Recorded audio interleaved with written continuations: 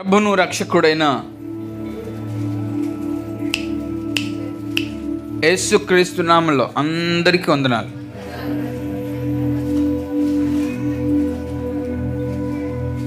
ఆయన సంకల్పంలో, ఆయన సముఖంలో ఉన్న మనందరిని బట్టి ప్రభు ఆనందించే స్థాయికి, స్థితికి ఎదగాలని ఆయన ఆశపడుతూ వస్తున్నారు. ఆశ గల ప్రాణాన్ని తృప్తిపరిచే దేవుడని మనం ఎలాగనుకుంటామో, మనం కూడా ఆయన అనుకున్నట్టుగా మనం ఆయన తృప్తిపరిచేటట్లుగా ఉంటే తప్పకుండా ఒక నూతనమైన వైభవం దేవుడు మనకు అనుగ్రహిస్తాడు. దేవునికి స్తోత్రం చెప్పండి. ఫేస్బుక్ వాడుతున్న ప్రతి ఒక్కరు కూడా నేటి వర్తమానంను త్వరగా స్పీడ్గా షేర్ చేసి అనేకులకు చేరేటట్లుగా చేయాల్సిందిగా మనం చేస్తున్నాను. ఫేస్బుక్లో అలాగనే యూట్యూబ్లో కూడా నేటి వర్తమానాలు అందుబాటులోకి వస్తున్నాయి. దేవుడు కృప చూపించారు. అందుకు దేవునికి మహిమ కలుగును గాక. హల్లెలూయా. పరిశుద్ధ గ్రంథంలో నుండి మనము చదువుకున్న కీర్తన భాగంలో నుండి 81వ సంకీర్తన 2వ చరణంలో, కీర్తన ఎత్తుడి గెలక తప్పెడు పట్టుకొనుడి, స్వరమండలములను మనోహరమైన సితారను వాయించుడి, ఊదుడి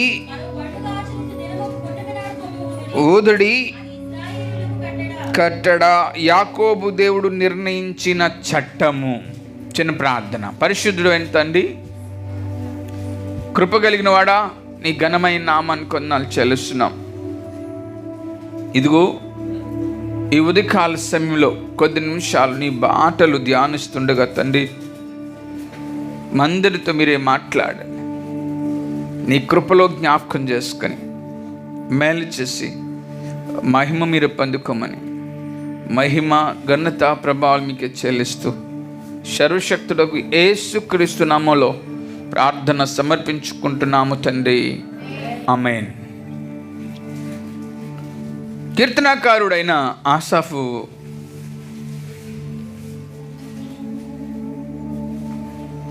రచించిన ఈ సంకీర్తన ద్వారా మాకు బలమైన దేవునికి ఆనందగానము చేయండి, యాకోబు దేవుని బట్టి ఉత్సాహగానము చేయుడి. స్వరమండలమా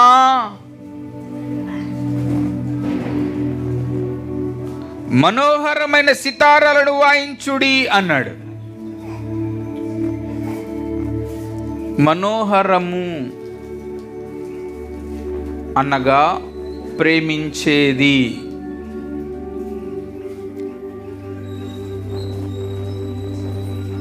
మీకు చెప్పాను ఇంతకుముందు,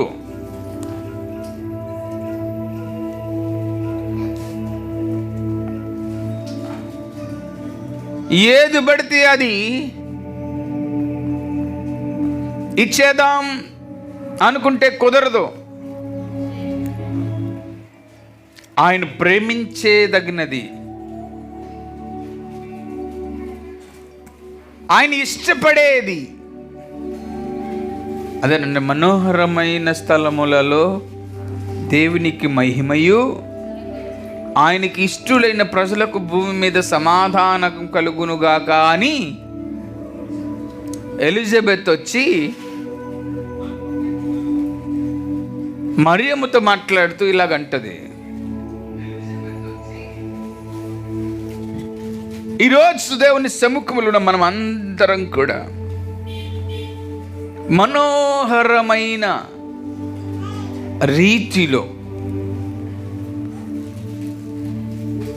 బైబిల్ గ్రంథంలో ప్రేమను గురించి చాలా అద్భుతంగా దేవుడు రచించాడు.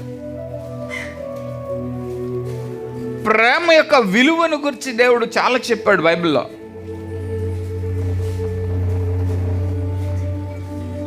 ఈరోజు దేవుని సమ్ముఖంలో మనం అందరం కూడా ఆలోచించవలసిన అవసరమై ఉన్నది. లవ్ మనోహరమైము అంటే లవ్లీ అన్నాడు. విచిత్రకరమైన సందర్భాలు, సంఘటనలు మనం ఎదురు చూస్తూ ఉంటాం. ఆయన సమ్ముఖంలో ఉన్నాం కనుక ఆలోచన చేయాలి. దేవుని పక్షంగా పనిచేయుటకు భూమి మీద ఉన్న మనుషులందరికీ అవకాశం ఇచ్చాడు దేవుడు.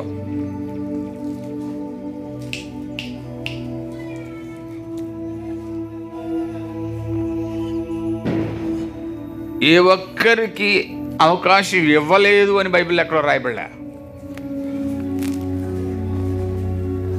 సృష్టిలో అన్నీ అనుభవించాలని దేవుడు అవకాశము అందరికీ ఇచ్చాడా? కొందరికి ఇచ్చాడా? నా మాట వినండి. ఎంతమందికి ఇచ్చాడు? కాకినాడలో ఉన్న దుమ్ములపేట వారికి మాత్రం ఇచ్చాడా? లేదా యావత్ ప్రపంచమంతటికి దేవుడు అవకాశం ఇచ్చాడా? అందరికి ఇచ్చాడు. స్తోత్రం చెప్పండి. హల్లెలూయా. సూర్య చంద్ర నక్షత్రాలు అందరికి వర్తిస్తాయా? కొందరికే వర్తిస్తాయా? అందరికి వర్తిస్తాయి. దేవునికి స్తోత్రం. హల్లెలూయా. సముద్ర జలరాశులు అందరికి వర్తిస్తాయా లేదా కొందరికే వర్తిస్తాయా? అబ్బా, దేవునికి స్తోత్రం. దాంట్లో ఎదుగుతున్నా, పెరుగుతున్నా, సంచరిస్తున్న చేపలు అందరూ తింటారా? కొందరే తింటారా? బాగుంది. ఆయన సృష్టించిన సృష్టిలో ఉన్నవన్నీ కూడా అందరూ అనుభవిస్తారు, అందరూ తీసుకుంటారు, అందరూ ఉపయోగపరుచుకుంటారు. కానీ ఆయన చేయబడిన మనం కూడా ఒక సృష్టింపబడిన వస్తువు లాంటి వాళ్ళమే మనం. I am also same that. నేను కూడా ఒక సృష్టిలో ఒక భాగమై ఉన్న నన్ను కూడా దేవుడు ఒక నూతనమైన రీతిగా ఆయన తయారు చేస్తే, నీకు అవసరమైనవన్నీ దేవుడు సృష్టిలో భాగం చేశాడు. నిన్ను ప్రేమించి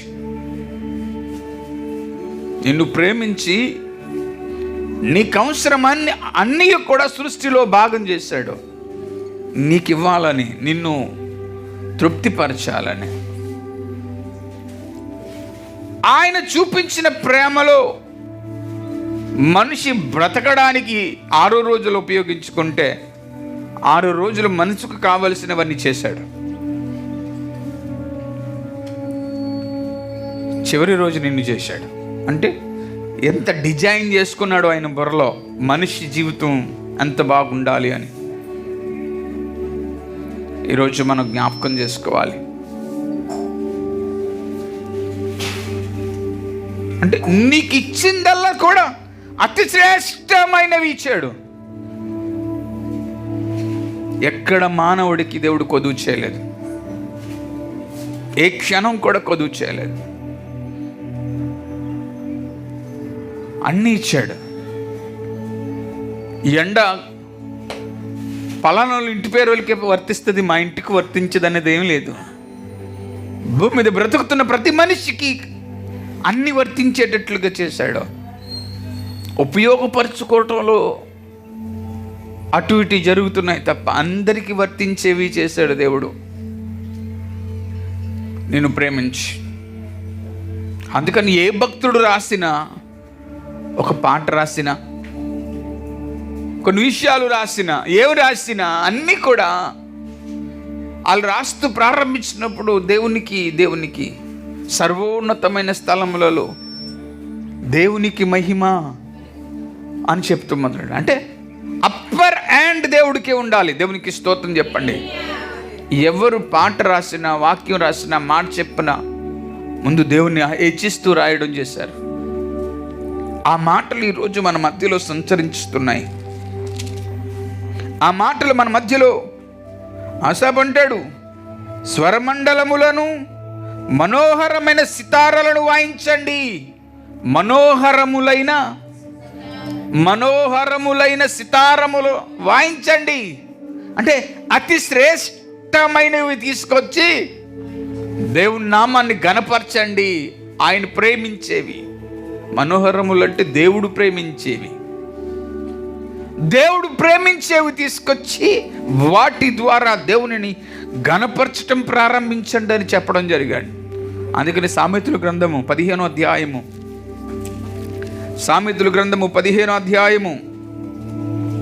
2వ వచనంలో అంటాడు,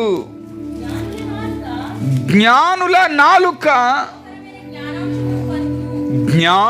నాలుక మనోహరమైన జ్ఞానాంశములను పలుకును, బుద్ధిహీనుల నోరు మూఢవాక్యములను కుమ్మరించును.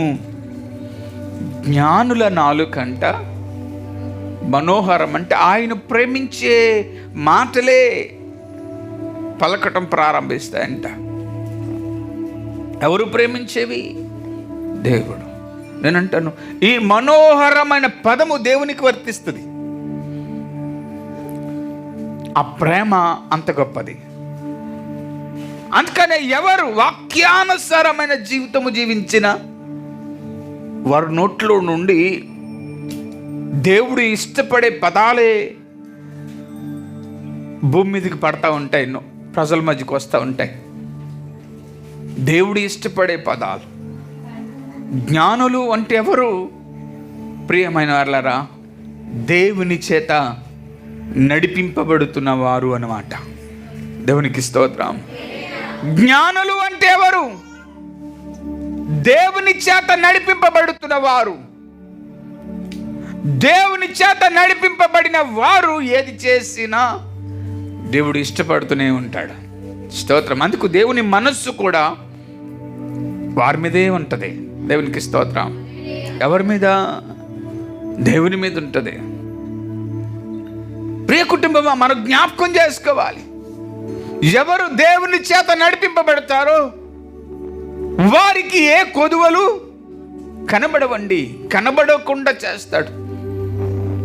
స్పష్టంగా మనకు తెలుసు, దేవుని చేత నడిపింపబడిన ఐగుప్తు నుండి ఇశ్రాయేలులు కానానుకు ప్రయాణం అవుతున్నప్పుడు మాకు ఎండ తగులుతుంది, గొడుగేయండి అని అడగలేదు. పగల ఎండ దెబ్బ తగలనివ్వలేదు. ఈ 40 ఏళ్ళ ప్రయాణంలో వారు అడగనివి తీసుకొచ్చి దేవుడు వారికి ఇచ్చాడు. దేవుడు వారిని ప్రేమించాడు గనుక, దేవుడు వారిపై మనసు పెట్టుకున్నాడు గనుక, ఆ బంధకములో నుండి, ఆ బలహీనమైన స్థితిలో నుండి, ఆ అంధకారమైన చీకటిలో నుండి బయటికి తీసుకురావాలి నా పిల్లలను చెప్పేసి తన మనసు నిలుపుకున్నాడు గనుక ఆయన జ్ఞానముతో పనిచేసి ఆ ప్రజల వైపు తన మనసు నిలుపుకున్నాడు. వీరు కడుపు చూసుకున్నారు తప్ప ప్రకృతి సంబంధంగా ఏమీ చూసుకోలేదు. ఆయన ఏం చూశాడు? వీరే కడుపే చూసుకుంటారు. ఒకవేళ ఈ 40 సంవత్సరాలు వెన్నులు తగిలినా, ఎండ తగిలినా మాడి మసైపోతారు.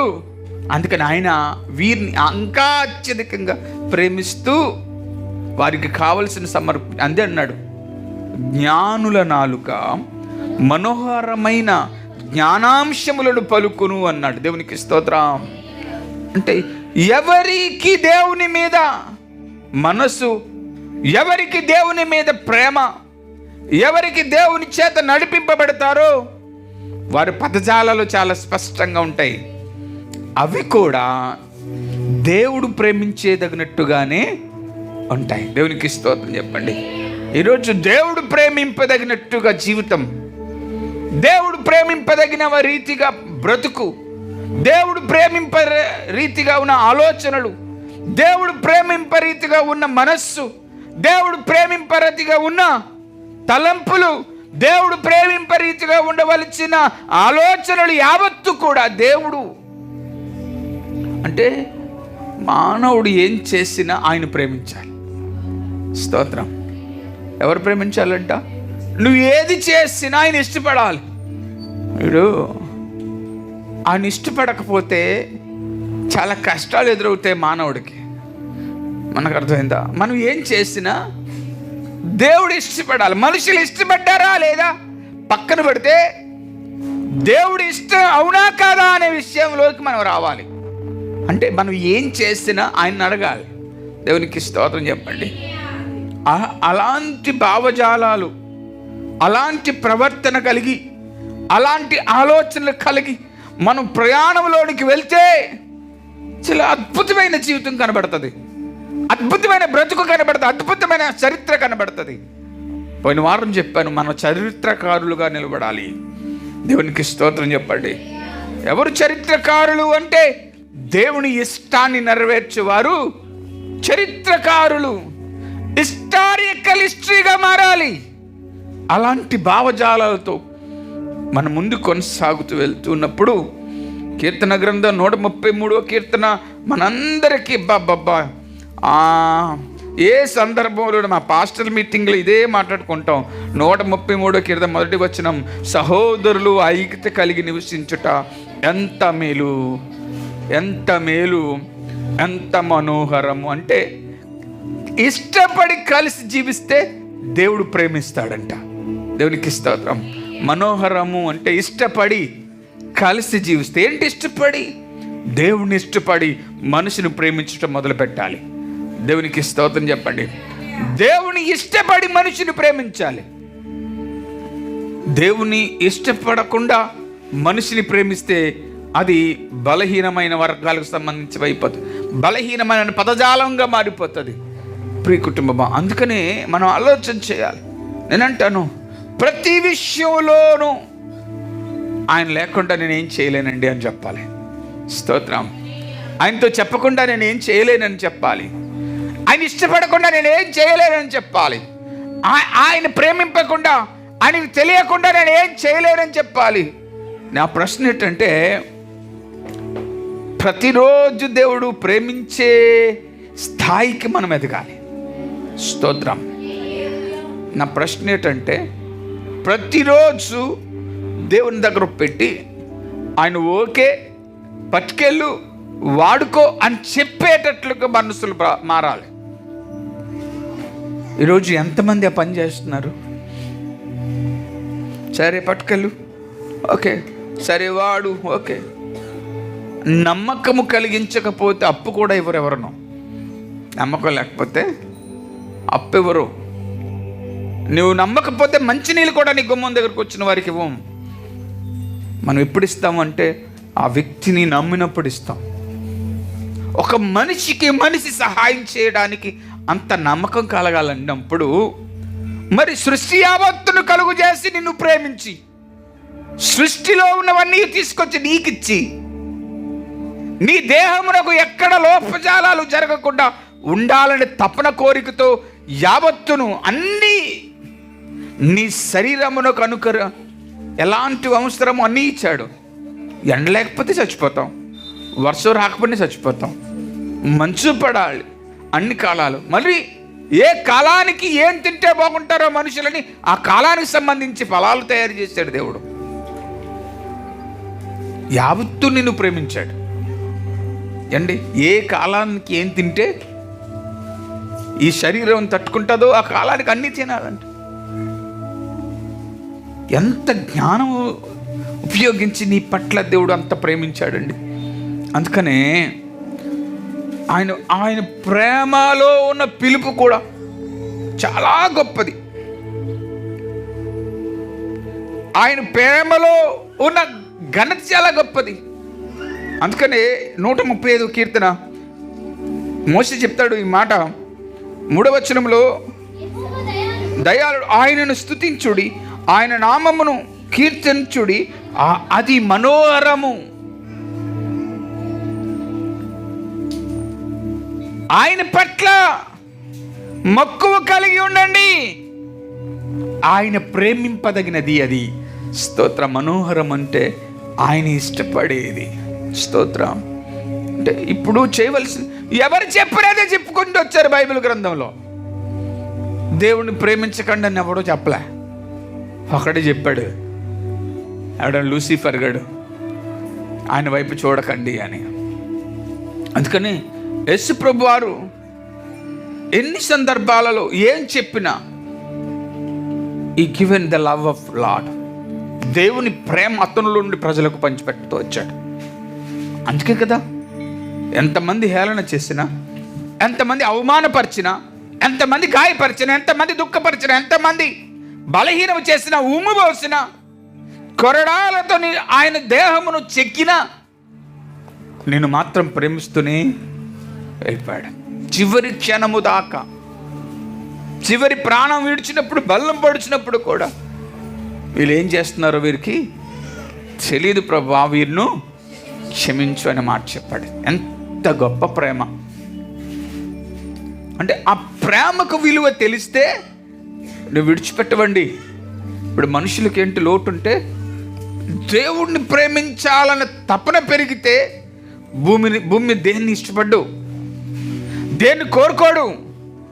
దేవుణ్ణి ప్రేమించాలని తపన పెరిగితే ఆ ధ్యాస తప్ప వేరే ధ్యాస రాదు.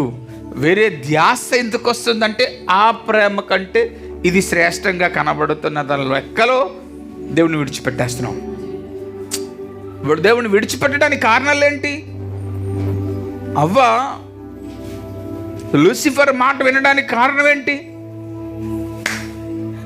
కారణం ఏంటి అమ్మా? ఏం చెప్పాడు వచ్చి లూసిఫర్ గడు?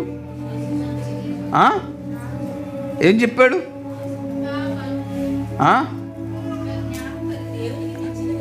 అది ఏం చెప్పాడు?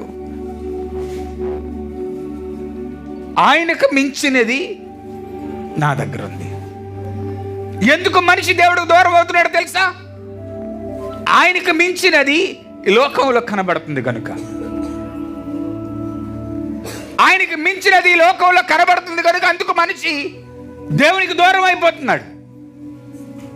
ఇప్పుడు ఆలోచన చేయవలసింది ఏంటంటే, దేవునితో సమకాలంగా తూకం వేసుకొని చూస్తే అర్థమవుతుంది. తూకం వేసే పని లేదు. కేజీ రాయేసి అర కేజీ బియ్యం గింజలు వేసాడనుకో డబ్బాలో, తూకం డబ్బాలోను, ఏమయ్యా నేను కేజీకి ఇస్తే నువ్వు అర కేజీ ఇస్తున్నావేటని అడుగుతావు. ఎందుకని? 2 తూకం గుళ్ళు ముఖం మీద కనబడుతున్నాయి, ముఖం ముందర కనబడుతున్నాయి కనుక. ఇది అది బ్యాలెన్స్ కాకపోతే నువ్వు ఒప్పుకోవు. ఇప్పుడు బ్యాలెన్స్ అవుతుందా అవటం లేదా అన్న విషయం ఎక్కడి నుంచి వస్తుందంటే, తూకం దగ్గర తీసుకొస్తే అర్థమవుతుంది. దేవునికి స్తోత్రం చెప్పండి. ఎక్కడ తీసుకురావాలంట?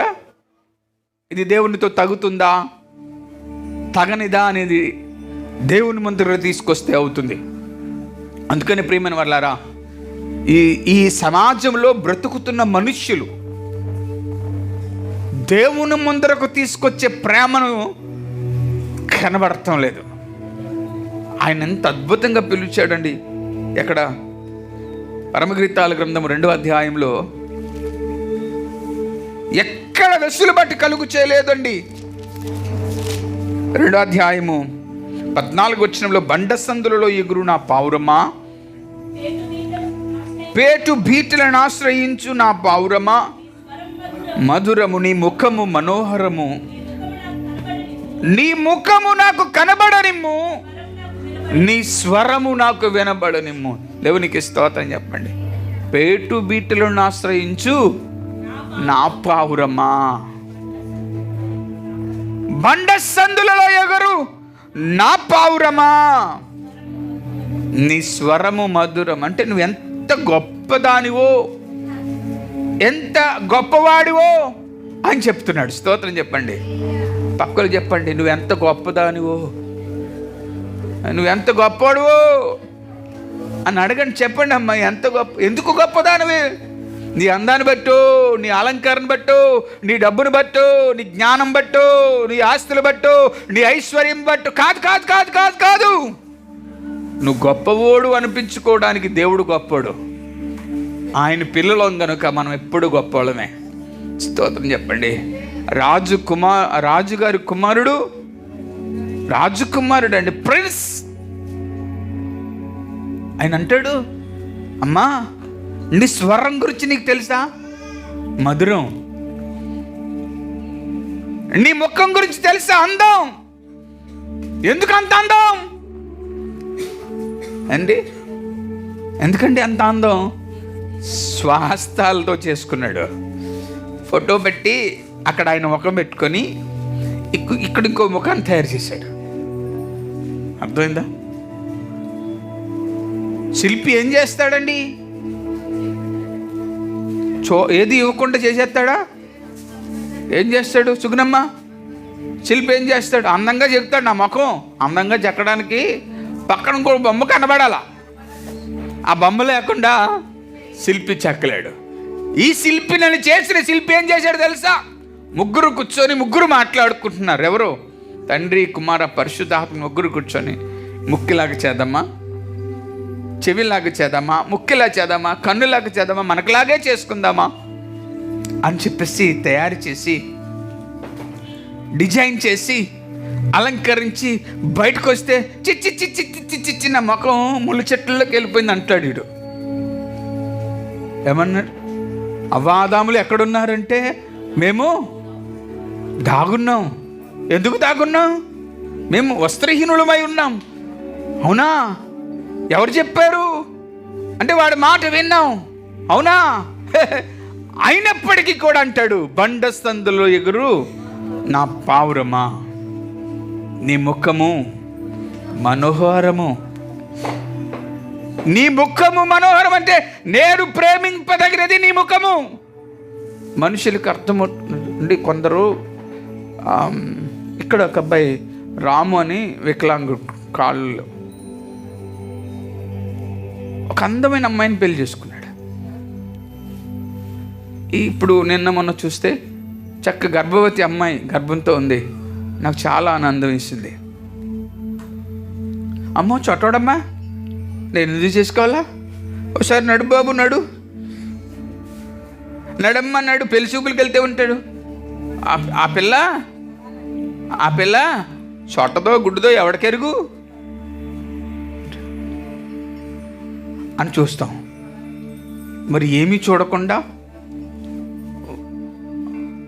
ఆ శరీర దేహంలో లోపములు ఉన్నాయని తెలుసును కూడా ఒక అమ్మాయి ఒక అబ్బాయిని పెళ్లి చేసుకుంది.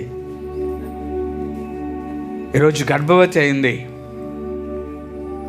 అంగవైకల్యం అమ్మాయికి కనబడలేదా అంటే అంగవైకల్యం కాదు, మనస్సు కనబడ్డది.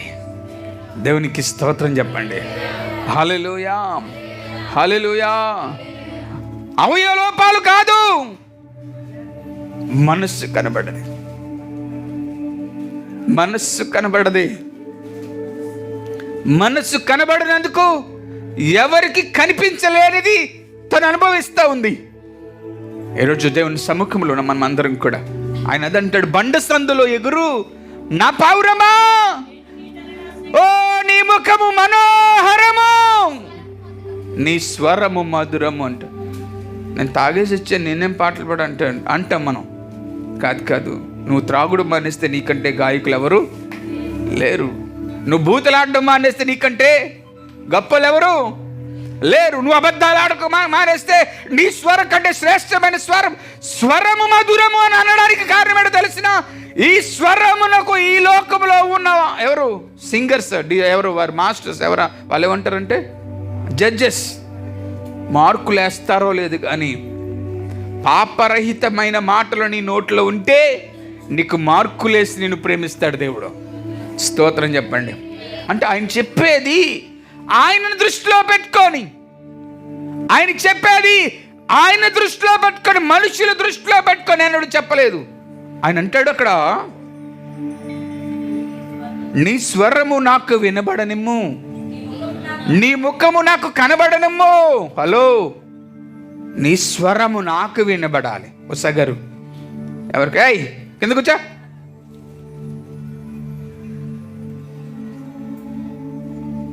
నీ ముఖము నాకు త్వరగా, నీ ముఖము నాకు కనిపించేలాగా ఉండండి అమ్మా. ఎవరికి? అది సంగతి. కనిపించేలాగా ఉండండి. దేవునికి నీ మాట వినబడేలాగా ఉండండి అని పిలుస్తున్నాడు. ఐ యామ్ లవింగ్ యూ, నేను నిన్ను ప్రేమిస్తున్నాను. ఎక్కడున్నావు? 3వ అధ్యాయం 1వ వచనంలో, రాత్రి వేళ పరుండుయుండు నేను ఉండెను, నేను ఇప్పుడే లేచిదును. 4వ అధ్యాయం 1వ వచనం, నా ప్రియురాలా నువ్వు సుందరివి, నీవు సుందరవి, నీవు సుందరవి, నువ్వు సుందరవి, నీ ముఖము గుండా నీ కన్నులు గువ్వల వలె కనబడుచున్నవి, నీ తల వెంట్రుకలు. అంటే ఆయన చేసుకున్నాడు. ఆయన ఎవరు చేసాడు? ఏమండి ఉషా గారు, నిశ్చికేమని తల వెంట్రుకలు చేసావా? చేయలేదు. ఎవరు చేశారు? ఆయన చేసుకున్నాడు. ఆయన చేసుకున్న వాటి గురించి ఆయన అంటున్నాడు, నీ తల వెంట్రుకలు గిలాగు పర్వతం మీద మేకల మందను పోలి ఉన్నవి. స్తోత్రం చెప్పండి. నీ తల వెంట్రుకలు అంటే నీ గురించి అంత వివరణ ఇస్తున్నాడు.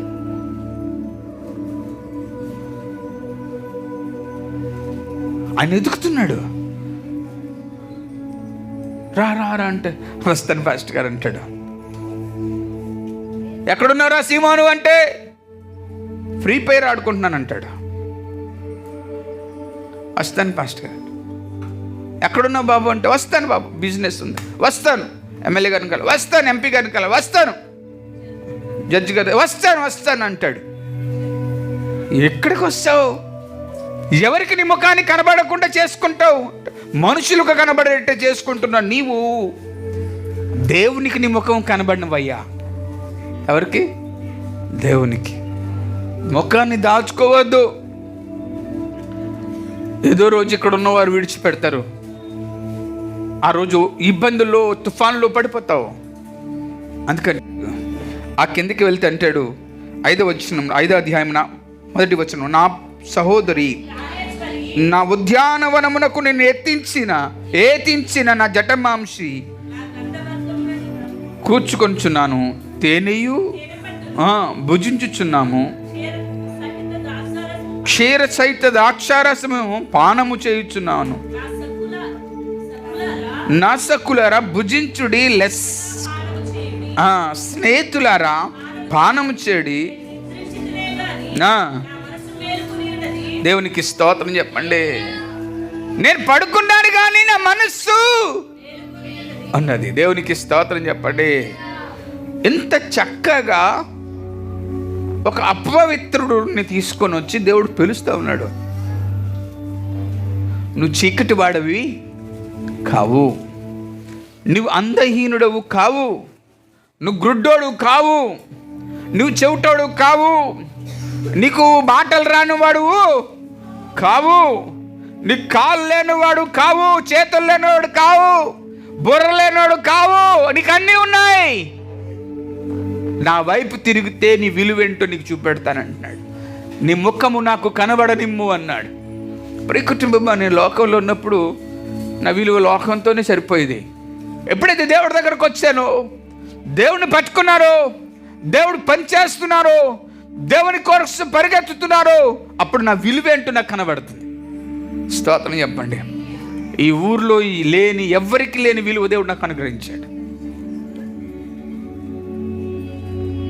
కొద్ది మందికి పరిమితం అయిపోయిన కొంతమందిని దృష్టిలో పెట్టుకుంటే అనేక వేల మందికి పరిమితం చేసే కృపదేవుడు చూపించాడు. ఆంధ్ర రాష్ట్రం వరకు తెలిసిందే. ఇంకా దేవుడు దగ్గర అయితే దేశాలకు దగ్గర చేస్తాడు, ఇంకా దగ్గర అయితే ప్రపంచానికి దగ్గర చేస్తాడు. చరిత్రకారులుగా దేవుడు నిలబెడతాడు. దేవునికి స్తోత్రం చెప్పండి. ఈరోజు మనకు కావాల్సింది ఏడు తెలిసిన ఆ మధుర జ్ఞాపకాలను వెతుక్కుంటూ వెళ్ళాలి. దేవునికి స్తోత్రం చెప్పండి. ఆ మధుర జ్ఞాపకాలకు సమయాన్ని ఇవ్వాలి, ఆ మధుర జ్ఞాపకాలకు మనస్సునివ్వాలి, ఆ మధుర జ్ఞాపకాలకు ఆ మనోహరమైన ప్రేమను వెతుకుతూ వెళ్ళాలి. మగ్దలేని మరియా, వేరొక మరియా, ముగ్గురు స్త్రీలు యేసుప్రభు వారు లేచిపోతారు అని చెప్పేసి పెందలక్కడే శ్రేష్టమైన జటమాంసమును అత్తరును తీసుకొని బయలుదేరారు. 3 రోజులు లేస్తాడు కదా, ఆయన శ్రేష్ఠుడు గనుక అతి శ్రేష్టమైనవి తీసుకొని పరిగెత్తుతున్నారు. ఆయన చూడాలి. ఎందుకు ఈ మాట చెప్తున్నానంటే, ప్రియ కుటుంబమా, టేస్ట్ తెలిస్తే పరిగెడతావు. స్తోత్రం చెప్పండి. రుచి తెలిస్తే నువ్వు పరిగెడతావు. రుచి తెలచబట్టుకే పరిగెత్తుతూ పని చేయడానికి దేవుడు కృప చూపించాడు. వాక్యం సెలవిస్తుంది, దేవుడు ఉత్తముడని రుచి చూచి తెలుసుకో. ఈ లోకముతో పోల్చి చూస్తే ఆయన రుచి తెలియదు. ఈ లోకంలో ఉన్న వాటిని దృష్టిలో పెట్టుకొని మనసులో పెట్టుకొని మాట్లాడితే ఏం తెలియదు. గతించిన వారిలో ఒక ఇంటికి వెళ్ళాను. ఆ ఇంట్లో అబ్బాయి వచ్చి, పాస్టర్ గారు ప్రైజ్ లాడ్ అన్నాడు. ప్రైజ్ లాడ్ బాబా అన్న. ఈ వారం మా పాస్టర్ గారు ఒక కీర్తన తీసుకున్నాడండి, ఆ కీర్తనలోనే ఉండిపోయాడండి, ఎవరినో దృష్టిలో పెట్టుకొని మాట్లాడుతున్నాడండి అని అన్నాడు. అంటే ఎవరినో దృష్టిలో పెడుతూ మాట్లాడుతున్నాడని ఈ యవనస్తుడికి తెలిసిపోయింది. 6 వచనాలతో వాక్యాన్ని ముగించాడని చెప్పాడు. నాకు అనిపించింది, దేవుని మీద దృష్టి ఉంటే ఆ మాటలు ఆ కుర్ర లోపలికి వెళ్తాయి కదా.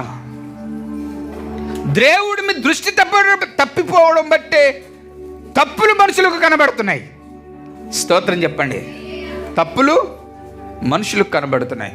ఇప్పుడు తప్పులు మనుషులకు కనబడేటట్లుగా ఉంటే ఆ తప్పులు కుప్పలైపోతాయి, అప్పులైపోతాయి, సమస్యలు అయిపోతాయి. ఈరోజు దేవుని సమ్ముఖంలో ఉండవలసిన మనం అందరం కూడా చాలా జాగ్రత్తగా ఆలోచన చేయాలి. ప్రియ కుటుంబమా, దేవుని సంఘమా, ఒకటే చెప్తున్నా, ఆయన నీ విలువెంటో చెప్తున్నాడు. నువ్వెంతటి గొప్పవాడువో చెప్తున్నాడు. నువ్వెంతటి ప్రేమామయుడవో చెప్తున్నాడు. నీలో ఉన్న ఆ మంచి లక్షణాలను ఇవి నావని చెప్తున్నాడు. నీ విలువను చెప్తున్నాడు, నీ స్వరమును చెప్తున్నాడు, నీ కళ్ళు చెప్తున్నాడు, నీ వెంట్రుకలు చెప్తా, అన్ని చెప్తా ఉంటే 5వ అధ్యాయం చివరికి వచ్చేటప్పటికి ఉంటుంది, ఆవిడే నేను ఖాళీ లేను,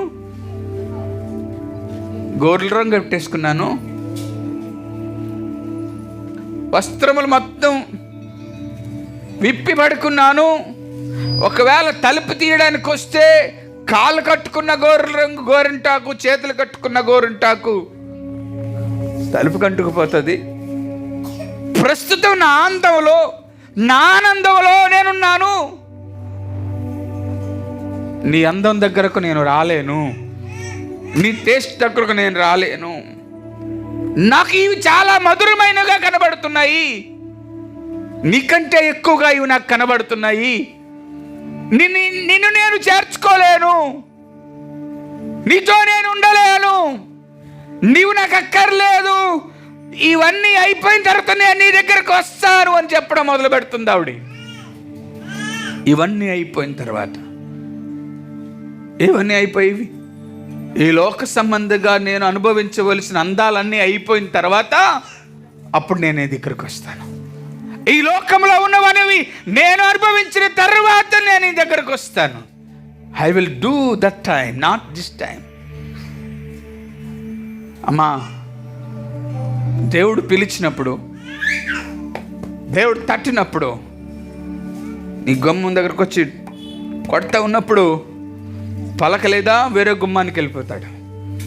దేవునికి స్తోత్రం కలుగును గాక. అందుకని ప్రియమైన వారలారా, ఫిలిప్పీయులకు రాసిన పత్రిక 4వ అధ్యాయం 18వ వచనంలో అంటాడు, ఫిలిప్పీయులకు రాసిన పత్రిక 4వ అధ్యాయం 18వ వచనంలో, నాకు సమస్తము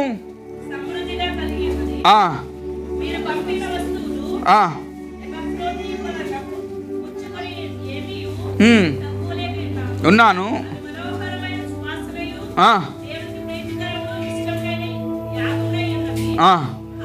కాగా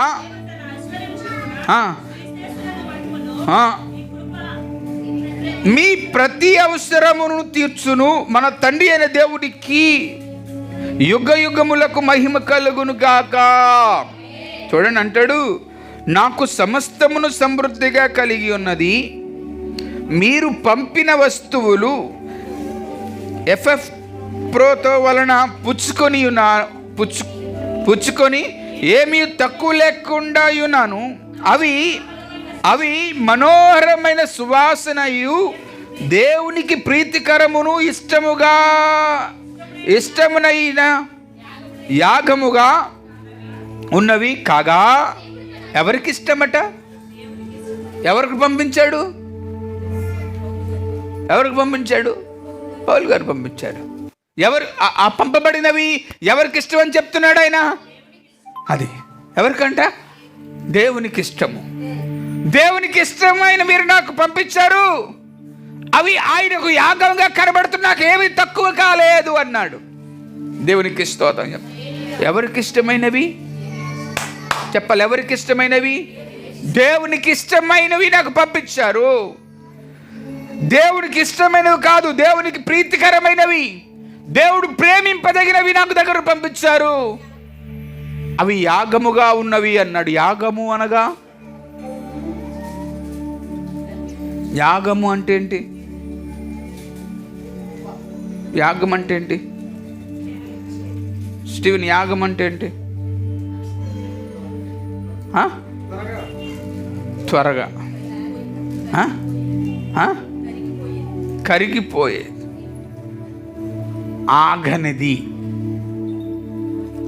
ఆగనిది, ధూపం వేస్తూ నన్ను దీవించు ఆమెన్ అనకుండా కొనసాగించబడినది.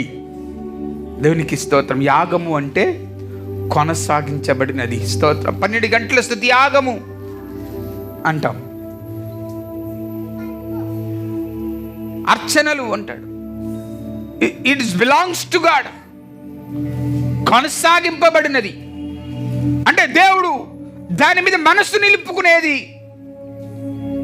ఈరోజు ఆయన అంటాడు, పిలిపి సంఘంతో మాట్లాడుతూ అంటాడు, ఇదిగో దేవునికి ప్రీతికరమును ఇష్టమునైన యాగమునై ఉన్నవి కాగా, దేవుడు తన ఐశ్వర్యము చెప్పున క్రీస్తు యేసు నందు మహిమలో మీ ప్రతి అవసరము తీర్చునుగాక. హల్లెలూయా. మీరు పంపబడినవి దేవునికి ఇష్టమై ఉన్నది, నాకు కాదండి. దేవుడు ఇష్టపడేవే మీరు నా దగ్గరకు పంపించారు. నాకు ఏమాత్రము తక్కువ కాలేదు. అయినప్పటికీ కూడా క్రీస్తు యేసు నందు మహిమలో మీ ప్రతి అవసరం తీర్చబడుతుంది. దేవునికి ఇష్టమైనది. స్తోత్రం చెప్పండి. ఈరోజు దేవునికి ఇష్టమైనది దేవునికి సంబంధిగా ఉండాలి. ఈరోజు మనం జ్ఞాపకం చేసుకోవాలి ప్రియ కుటుంబమా, దేవుడు ఇష్టపడితే మనుషుడు ఏపాటువాడు. దేవుడు నాకు ఇవ్వాలనుకున్నాడండి, ఆపడం నువ్వు సరిపోతావా? చేయను. అందుకనే 127, 128 కీర్తన, 2 కీర్తనలు కంబైన్ కీర్తనలు అంటాడు, యెహోవా ఇల్లు కట్టించిన ఎడల దాన్ని కట్టువారు ప్రయాస, యెహోవా పట్టణము కాపాడని ఎడల దాన్ని కావులికారు. యెహోవాయే ఇల్లు కట్టిస్తే దాన్ని ఆపగలిగిన వాడు అంటే ఆయన ప్రారంభించాడట. ఆయనకు నచ్చినట్లుగా, ఆయనకు అనుకూలమైనట్లు, ఆయనకి ఇష్టమైనట్లు, ఆయనకి చెందవలసినవి. ఈరోజు మనుషుడికి కావాల్సింది ఏంటంటే దేవునికి చెందవలసినవి తేకుండా వీరికి చెందేవి తీసుకొస్తారు. దేవునికి చెందవలసినవి, it's belongs to my God. ఇది దేవునిది. దేవునికి స్తోత్రం చెప్పండి. హల్లెలూయా. ఇది దేవునిది, ఇది దేవునిది. ఏది దేవునిది అంటావంట? 10వ భాగం దేవునిది. మరి నువ్వెవరు కదా? దేవునిదని గుర్తిస్తే, దేవునిదని అనుకూలంగా మార్చబడితే, దేవుని సంబంధిది, దేవునిది, దేవుడు ఇష్టపడ్డాడని అనుకుంటే, నిన్నెవడు ఇష్టపడ్డారమ్మంటే మనిషి ఇష్టపడ్డాడని చెప్తావు. దేవుడు నన్ను ఇష్టపడ్డాడు అందుకే దేవుడితో నడుస్తున్నాను చెప్పగలవా? ఒకరు ఇష్టాలు ఒకరు పంచుకోకుండా ఒకటవగలరా? ఒకరినొకరు ప్రేమించకుండా ఒకటవగలరా? వన్ సైడ్ ప్రేమ అనుకుంటే చాలా ప్రమాదాల దోరులో వస్తాయి. రెండు కలిస్తే ప్రమాదం లేకుండా ప్రేమ పుట్టుకొస్తుంది. ఆయన నిన్ను పిలుస్తున్నాడు. అబ్బా, నీ పట్ల ఆయన ప్రణాళిక ఉంది. అందుకనే దేవునికి సంబంధించినవి తీసుకెళ్ళి దానియేలు గ్రంథంలో 11వ అధ్యాయము, దానియేలు గ్రంథం 11వ అధ్యాయము, దేవునికి సంబంధించినవి తీసుకెళ్ళి ఆ రాజులు అధ్యాయము 38వ వచనం, దానియేలు గ్రంథము 11వ అధ్యాయము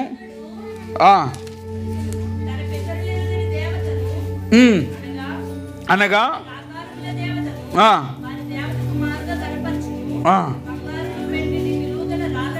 మనోహరమైన వస్తువులని అర్పించి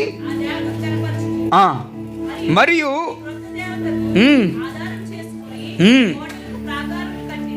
కట్టించి నూతన విధముగా తను వారికి మహాఘనత కలుగు చేస్తును. దేశమును విభజించి ఇచ్చి అనేకుల మీద తన వారికి ప్రభుత్వం ఇచ్చి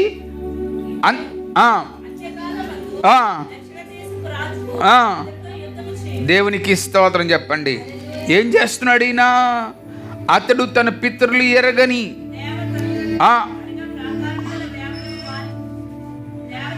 మారుగా గణపరచును. ఈరోజు కొత్త దేవుడిని తయారు చేసుకున్నాడు. క్రొత్త దేవుడు తయారు చేసుకొని మనోహరమైనవన్నీ తీసుకెళ్ళి ఏ దేవుడికి ఇవ్వాలో ఇవ్వకుండా వేరే వారికి, అంటే అక్కడ అన్నాడు వారి తండ్రులు వారి పితరులు ఆరాధించిన దేవుళ్ళు విడిచిపెట్టేసి ఈయన కొత్త దేవుడిని తయారు చేసుకున్నాడు. ఈ కొత్త దేవుడిని తయారు చేసుకొని ఈ కొత్త దేవుడికి కావలసి శ్రేష్టమైన, ఎవరికి శ్రేష్టమైనవి అక్కడ అంటాడు 11వ అధ్యాయము 36వ వచనం, ఆ రాజు ఇష్టానుసారంగా జరిగించి తన్ను తానే హెచ్చించుకొనుచు అతిశయపడుచు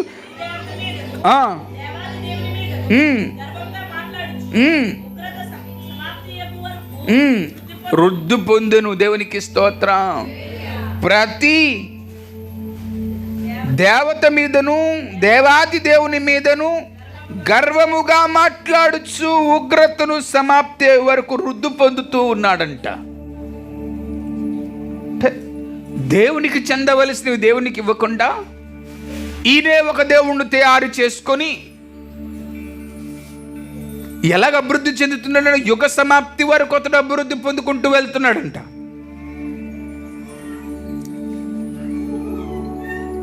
అదే చేశారు కదా ఇశ్రాయేలు ప్రజలు. మోసే సినాయి పర్వతం మీద ప్రార్థన చేసుకోవడానికి వెళ్తే ఏం చేశారు? ఒక దూడను తయారు చేసుకొని ఆరాధించడం మొదలు పెట్టారు. దేవుడు స్థానంలో దేవుని పెట్టారు. అక్కడ విలువైనవి, మధురమైనవి, మనోహరమైన వస్తువులను తీసుకొచ్చి ఆయనకి అక్కడ అర్పించడం మొదల ప్రారంభమైంది. దేవుడు సహించుకోలేకపోయాడు, తట్టుకోలేకపోయాడండి. మీకు ఒక విషయం తెలుసా? దేవుడికి చెందవలసినది దేవునికి ఇవ్వకపోతే దేవుడు తట్టుకోలేడు. ఆయన తట్టుకోలేడు, జీర్ణించుకోలేడు. ఏండి, ఆయనకి ఇవ్వాల్సింది వేరొకరికి ఇస్తే ఒప్పుకోడు. అందుకనే పౌలు ఫిలిప్పీ సంఘానితో అంటున్నాడు, ఇదిగో ఆయన నాకు పంపించాడు, ఆ పంపించినవి దేవునికి ఇష్టంగా ఉన్నాయి కనుకనే, దేవుడు ఇష్టపడ్డాడు కనుకనే, ఆ మధురమైనవి స్పష్టంగా ఉన్నాయి కనుక దేవుడు మిమ్మల్ని దీవించబోతా ఉన్నాడు అన్నాడు. ఇక్కడ ఇదే దానియేలు గ్రంథంలో 30వ వచనంలో చూస్తే 2వ లైన్లో, పరిశుద్ధ నిబంధన విషయంలో అత్యాగ్రహము గలవాడై తన ఇష్టానుసారంగా జరిగించును. అతడు మరలి పరిశుద్ధ నిబంధన నిషేధించి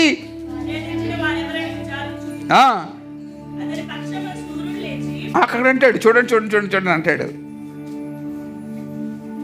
అంతటా కిత్తీయుల వాడలను అతని మీదకి వచ్చుట వలన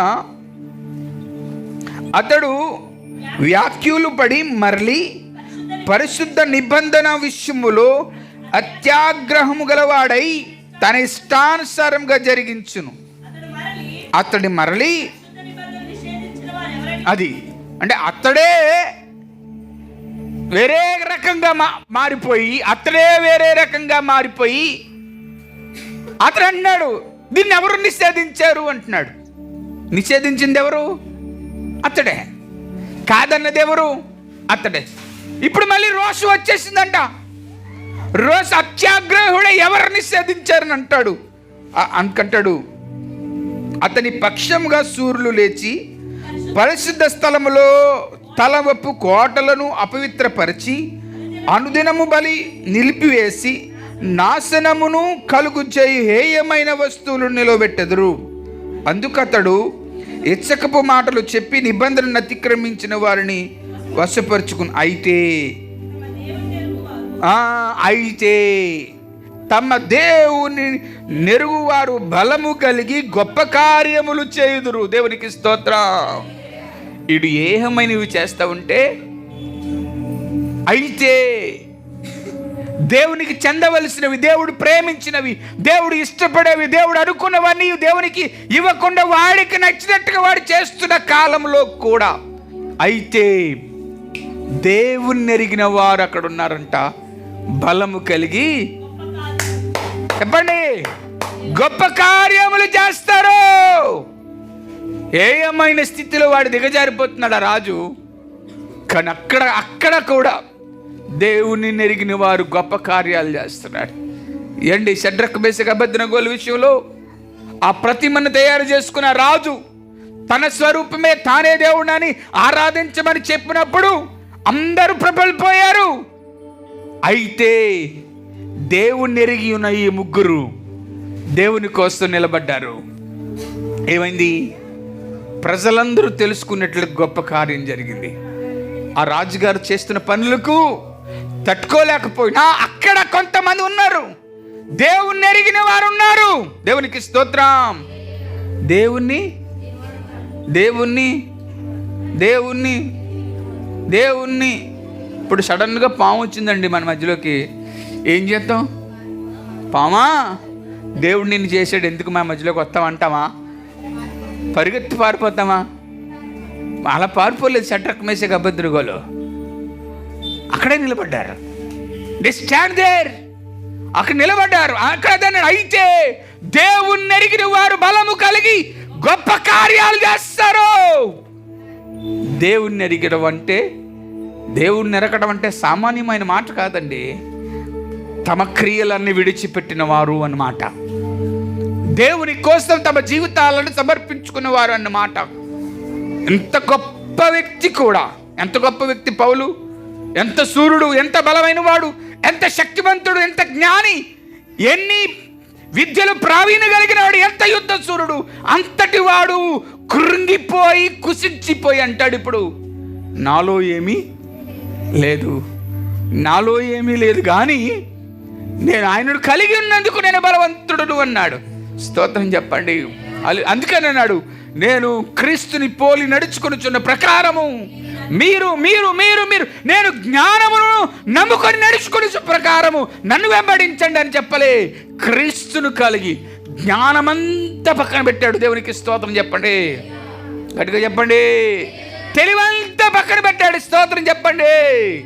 ఉన్నదంతా పక్కన పెట్టాడు. ఐ యామ్ ఎంప్టీ అని చెప్పడం మొదలు పెట్టాడు. ఎందుకు చెప్పాడు? అయితే దేవుణ్ణి ఎరిగినందుకు బలము కలిగిన వాడిగా మారిపోయా.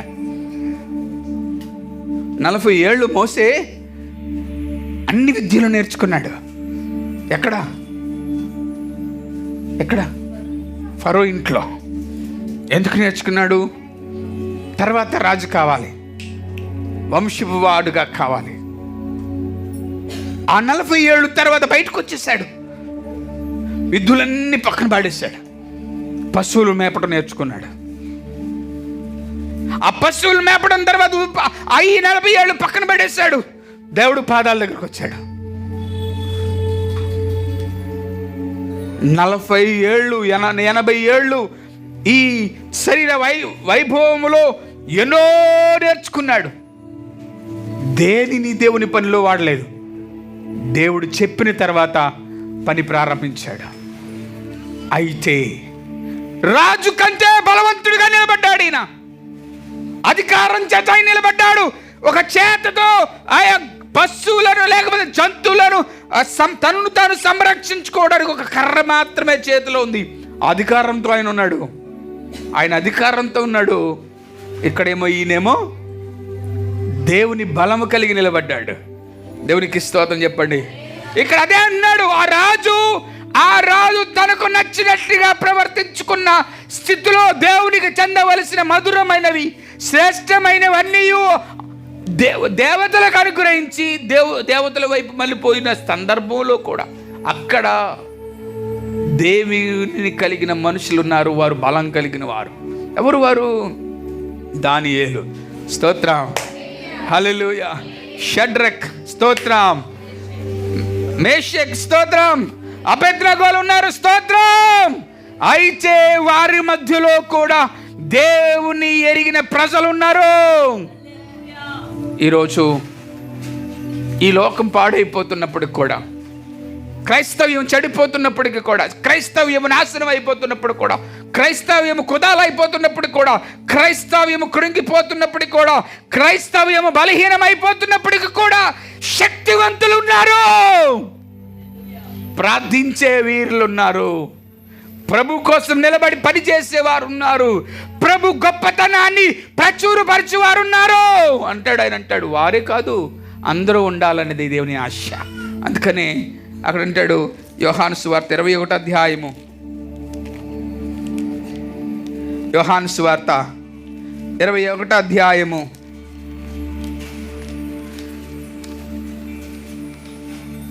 15వ వచనం అంటాడు, వారు భోజనం చేసిన తర్వాత యేసు సీహోను, సిమోను, వీరికంటే నీవు నన్ను ఎక్కువగా ప్రేమించుచున్నావా మొదటిసారి? అతడు అవును ప్రభువా, నేను నిన్ను ప్రేమించుచున్నాను, నీవే ఎరుగుదు అని ఆయనతో చెప్పను. 2వసారి 16వ వచనము, యెహోవా మరలా ఆయన యోహాను కుమారుడు అయిన సీమోను నన్ను ప్రేమించుచున్నావా అని 2వసారి. 17వ వచనములో 3వసారి ఆయన యోహాను కుమారుడు అయిన సీమోను నన్ను ప్రేమించుచున్నావా అని ఆయన అతని నేను అడిగను.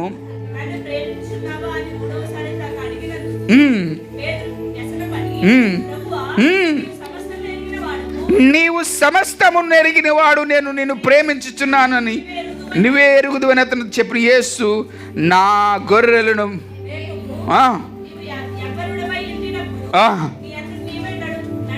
నడుము కట్టుకొని నీకు ఇష్టమైన చోటికి వెలుచుంటివి, నీ ముసలివాడైనప్పుడు నీ చేతులు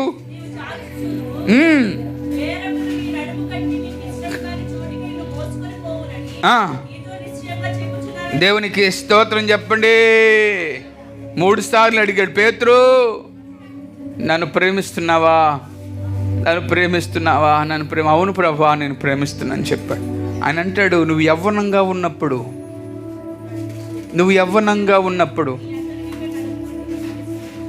నువ్వు నీ అంతటా నీవే నడుము కట్టుకొని ఇష్టమైన చోటుకి వెళ్ళిపోయావు.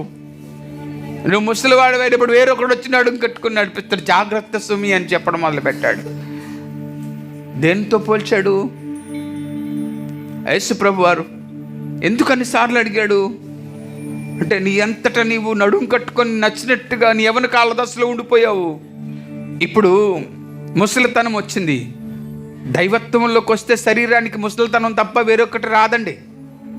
అర్థమైందా? దేవుడిలోకి వచ్చిన తర్వాత, దేవుడిని ఎరిగిన తర్వాత శరీరానికి ముసలితనం అంటే అందవైకల్యంగా అయిపోతాం. ఉదాహరణకి మా పాస్టమ్ గారి వయసు 38 సంవత్సరాలు. 38 సంవత్సరాలు వాళ్ళ వస్త్రధారణ ఎలాగుంటుంది?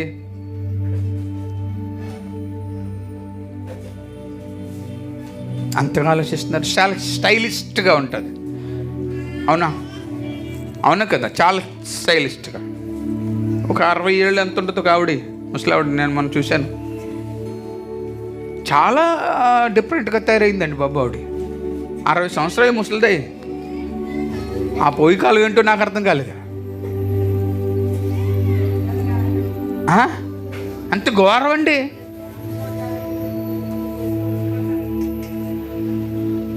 ఎందుకంటే యవ్వనము దేవునికి ఇవ్వమన్నాడు. నీ యవ్వనమును దేవునికి, నీ యవ్వన కోరికలు పేతురు తద అన్నాడు ఆయన. నీ యవ్వనములో నీ నడుము కట్టుకొని నీ ఇష్టానుసారంగా నడిచిపోయావు, అందుకే ముసలితనం వచ్చింది కదా. ఇప్పుడు ముసలితనము క్రీస్తులోకి వచ్చిన తర్వాత ముసలితనం అంటే శారీరకంగా ముసలితనమే కానీ అంతరంగంగా ఐ యామ్ సో పవర్ఫుల్. దేవునికి స్తోత్రం చెప్పండి. హల్లెలూయా. మధురమైనవి, శ్రేష్టమైనవి అంటే ఆయనకి కావాల్సింది ఏ కాలంలో? వృద్ధాప్యంలోకి వచ్చిన తర్వాత నేను నీ పని చేస్తా, నీ కొరకు ఉంటా, ఇల్లు కడతా, బంగ్లాలు కడతా, కుదరదు. ఇది యవ్వనముగా ఉన్నప్పుడే దేవునికి సమర్పించాలి. స్తోత్రం చెప్పండి. అందుకు దేవుడు అన్నాడు. ఈరోజు మనం ఒక్కటే జ్ఞాపకం చేసుకోవాలి. ఈరోజు వర్తమానంలో నువ్వు నేర్చుకోవాల్సిందే తెలుసా? శ్రేష్టమైనవి సృష్టిలో దేవుడు నీకు అనుగ్రహించాడు. ఆ శ్రేష్టమైన వాడికి నీ జీవితంలో శ్రేష్టమైనవి దేవునికి ఇవ్వాలి. దేవునికి చెందవలసినవి చెందనివ్వకుండా ఒక రాజు ఎవరికో చెందేటట్లుగా చేసిన కాలంలో కూడా అయితే ఆ స్థలమందు దేవుని కలిగిన బలము కలిగిన వారు అక్కడ ఉన్నారు. ఎవరు కూడా నాకు వద్దు, ఆ బలం కలిగిన వారిలో నీవు ఉండు. స్తోత్రం. ఆ శక్తి కలిగిన వారిలో నీవు ఉండు, ఆ కృప కలిగిన వారిలో నీవు ఉండు. ఏమండే ఈ మధ్యకాలంలో ఒక అబ్బాయి యాక్సిడెంట్ అయింది. గట్టిగా ఉంటే 18 ఏళ్ళు 19 ఏళ్ళు ఉంటాయి. వాడు ఈ 18-19 ఏళ్ళు చరిత్ర సృష్టించాడు. యానండులు చేసి బండి తోలడం అండి. చాలా స్పీడ్గా ఆ అబ్బాయి ఫోటోలు అన్నీ చాలా స్టైలిష్గా అట్రాక్టివ్గా ఉన్నాయి. ఒకరోజు వచ్చింది, బండి నడుపుతూ స్లిప్ అయ్యాడు. హెల్మెట్ బుర్రకుంది, క్లిప్ పట్టుకోలేదు, డివైడర్ కొట్టాడు, బుర్ర బద్దలైంది, అక్కడికక్కడ రక్తం కారింది. 19 ఏళ్లలో చరిత్ర ముగించుకొని వెళ్ళిపోయాడు. ఇక్కడే సంజయ్ నగర్ దగ్గర జరిగిన సంఘటన. 17 సంవత్సరాలు హిస్టరీ క్లోజ్. ఎందుకు క్లోజ్ అయింది? దేని కొరకు వాడాలి? మామూలు నడితే ఇంకొక 3 ఏళ్ళు ఎంజాయ్ చేయాలంటాడు. ఎంజాయ్ చేస్తావా? చెయ్యి, దేవుడు తీసుకుపోతాడు. అరే దేని కొరకు దేహం? దీన్ని చూస్తుండగా దేవుడు కనబడాలి. ఇది ఒక మధురమైనది. స్తోత్రం. ఎందుకు మధురమైనది అని చెప్తున్నాను తెలుసా? దేవుడు స్వహస్తాలతో చేసుకున్నాడు, తన ఊపిరి నీలోనికి పంపించాడు. ఎంజాయ్మెంట్ కుదరదు. క్రీస్తులో ఎంజాయ్ చేసేవాడు కావాలి. నాకు లాంటోడు. దేవునికి స్తోత్రం చెప్పండి. ఆయనకు మించిన ప్రేమ, ఆయనకు మించిన త్యాగం, ఆయనకు మించిన దయ, ఆయనకు కృప, ఆయనకు మించిన కరుణ, ఆయనకు మించినది ఏది తిన్నా శుభ్రంగా ఉంటుంది, ఆనందంగా ఉంటుంది, ఆరోగ్యంగా ఉంటుంది, శక్తివంతులుగా ఉంటాం. మీరు ఇచ్చినవి తింటాం. అన్ని రకాల బియ్యం కలిపి పెడతారు, హ్యాపీగా తింటాం, సంతోషంగా తీసుకుంటాం. 50 రూపాయల బియ్యం లలిత బ్రాండ్కి వెళ్ళాం మేము. ఏది కలిగి ఉంటే అదే తింటాం, ఆరోగ్యంగా ఉన్నాం. తినొద్దని మిమ్మల్ని చెప్పడలే, తినండి. క్రీస్తుని జ్ఞాపకం చేసుకుంటూ జీవించండి. క్రీస్తు కొరకు మీ దేహాలను, మీ శరీరాలను సమర్పించుకోండి. యవనము క్రీస్తుకి ఇవ్వండి. దేవుని యవనాన్ని ధరించుకొనండి. దేవుని కొరకు నిలబడండి. అగ్ని గుండములో సైతము దేవుడు మీతో ఉంటాడు.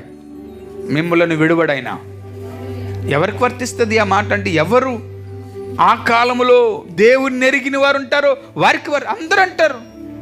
వాక్యం మొదలెడితే చాలు, ఏయ్ భయపడకో, దేవుడు నీకు మరి నీకు తోడలేడా అన్నాడు కదా. అంటే విడువడు ఎడబాయడు అంటాం. ఎవరిని విడువడు? ఎవరు ఆయన్ని కలిగి ఉంటారో వారిని విడువడు. ఎవరు ఆయన కొరకు జీవిస్తారో వారికి వెడబాయాడు, వారి కూడానే ఉంటాడు. అందుకని దావీదు అంటాడు, ఆయనకున్న అనుభవంతో అంటాడు, నేను రాత్రి వేళ నడిచి వెళ్ళిపోతుంటే నా పాదంకు రాయి తగలకుండా కాపాడు. అంటాడు, సింహములు కొరదవంశముల భుజంగములు ఎదురైనాను, వాటిని చిత్తక తొక్కేస్తున్నా అన్నాడు. ఎందుకు?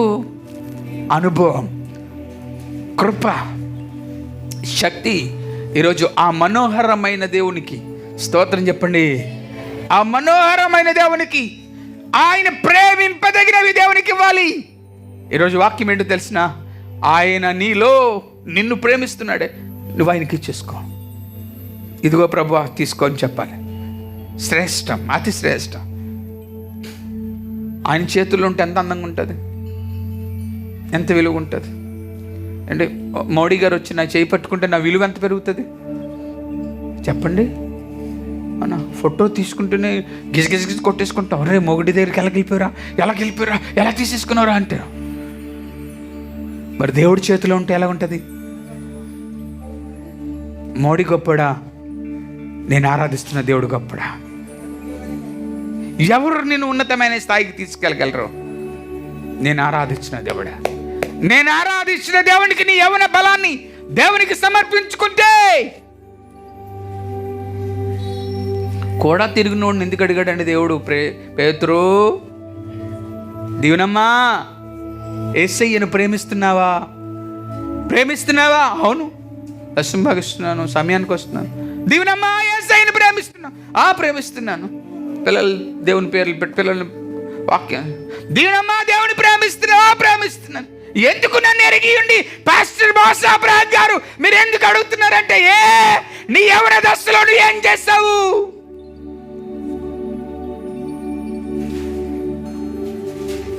ఏం చేసాం? లోకం వైపు చూసాం. ఆ లోకం మనలను వెంటాడుతుంది. కాబట్టి ఈరోజు దేవుని వాక్యం అంటుంది, మనోహరమైన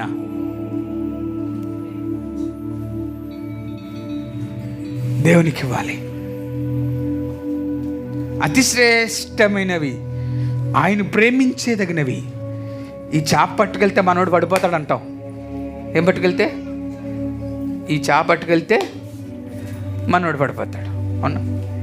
ఈ పులస ఎట్టుకెళ్తే మనకు లో పడిపోతాడు. 4 రోజులు 4 పులసలు ఇస్తే అయిపోయాడు, మన పని అనే చేసేస్తాడంట. ఆయన ఇష్టాన్ని తెలుసుకొని ఏం తింటాడు ఎంఆర్ఓ గారు? పీతలు తింటాడా?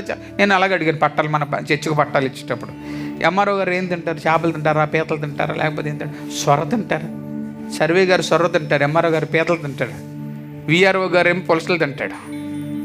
నేను ఎవరి ఇష్టాలు కనుగొని వాళ్ళ ఇష్టాలకు అన్ని ఇచ్చి పట్టాలు తెచ్చుకున్నాను. ఒక మనిషి తన ఇష్టాన్ని నెరవేర్చినప్పుడు మనం సహాయం చేస్తే,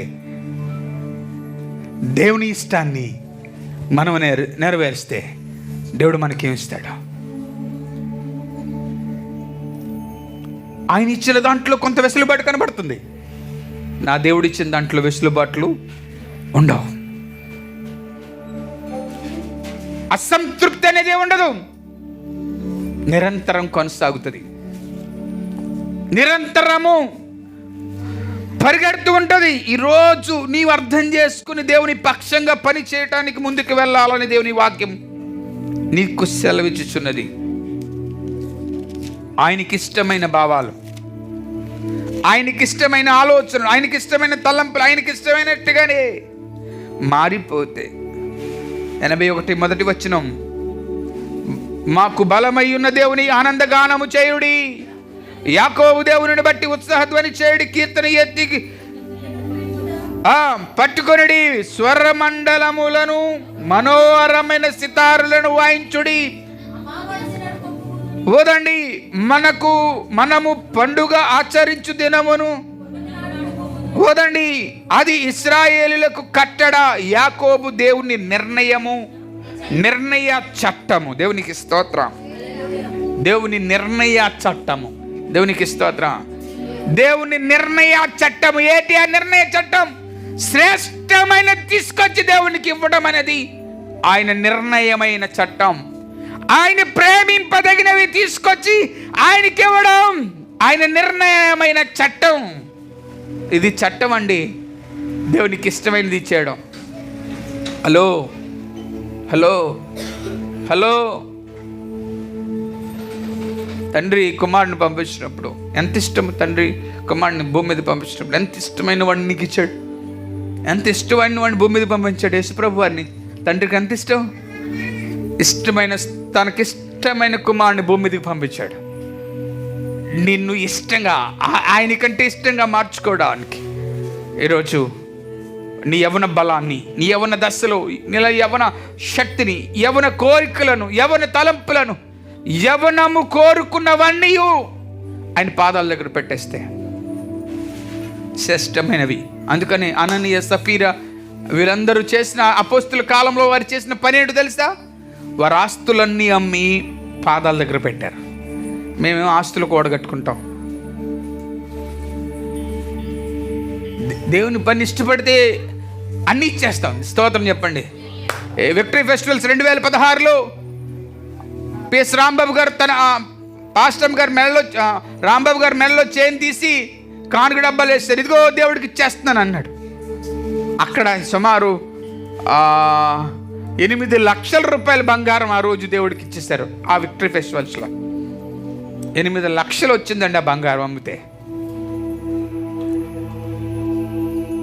వారి దగ్గర ఏముంటే అవి ఇచ్చేశారు. ఎందుకు ఇచ్చారు? దేవుని పని కొరకు ఇచ్చారు. ఇష్టమైనవి ఇచ్చేశారు. ఈరోజు నీ జీవితంలో ఆయనకి ఇష్టమైన తీసుకొచ్చి ఇవ్వగలవా? ఆయనకు మోసబ్రహం కాదు, ఆయనకి ఇష్టమైన తీసుకొచ్చి ఇవ్వగలవా? నీ యవ్వన బలాన్ని ఇవ్వగలవా? నీ యవ్వన దశని ఇవ్వగలవా? నీ శక్తిని ఇవ్వగలవా? నీ అందాన్ని ఇవ్వగలవా? నీ కోరికలను ఇవ్వగలవా? ఆలోచన చేసుకో. దేవునికి ఇష్టమైనవి వేరొకరికి చెందనివాడు ఆయన. ఇస్తానని ఆ రాజు అది చేశాడు. అందుకని ఏమైంది? దానియేలు గ్రంథంలో ఆ రాజు పరిస్థితి ఏమైంది తెలిసిన? వేరొక రాజు రావడం, దాడి చేయడం, నేను అర్థమార్చడం, అధికారాన్ని కూడా అట్టుకెళ్ళిపోవడం అలా చేశాడు. కానీ అక్కడ బలం కలిగిన వారు ఉన్నారు, వారిని ఎవరు ఏం చేయలేకపోయారు. ఈరోజు దేవునికి చెందవలసిన మహిమని నుండి ఎవరు దొంగలించడానికి వీలు లేదు. దేవునికి చెందవలసిన దీవెన ఆశీర్వాదాలు వేరొకరికి ఇవ్వడానికి వీలు లేదు. దేవునికి చెందవలసిన నీ మనస్సులో వేరొకటి దాచడానికి వీలు లేదు. రైడ్ చేశాడండి ఆ కుర్రోడు, 17 సంవత్సరాలంట. రైడింగే ఇష్టపడ్డాడు. వెనకాల ఇద్దరు ఎక్కించుకొని యాండ్లు లేచి నడుపుతాడంట బండి, జూ జూ. ఆ వీడియోస్ చూస్తూ ఉంటే చాలా ఆశ్చర్యకరంగా ఉన్నాయి. ఆ రైడ్ తనను కాపాడలేకపోయింది. నిన్ను రైడ్ చేయగలిగిన వాడిని నమ్ముకో, నిన్ను ఎత్తు పట్టుకుంటాడు. స్తోత్రం చెప్పండి. నిన్ను నడిపించగలిగిన వాడిని నమ్ముకో, నిన్ను విడువక నిన్ను ప్రేమిస్తాడు. అండ్ ఈ లోకంలో ఉన్నవారు ఎవరినో దృష్టిలో పెట్టుకొని దేవుని పని చేయకూడదండి. దేవుని దృష్టిలో పెట్టుకొచ్చారు. ఎవరినో దృష్టిలో పెట్టుకొని ఆయనకంటే ఎక్కువ ఆస్తి దేవుడు నాకు ఇచ్చాడని చెప్పడం గొప్పతనం కాదు. ఎవరు వద్దండి, దేవుడండి.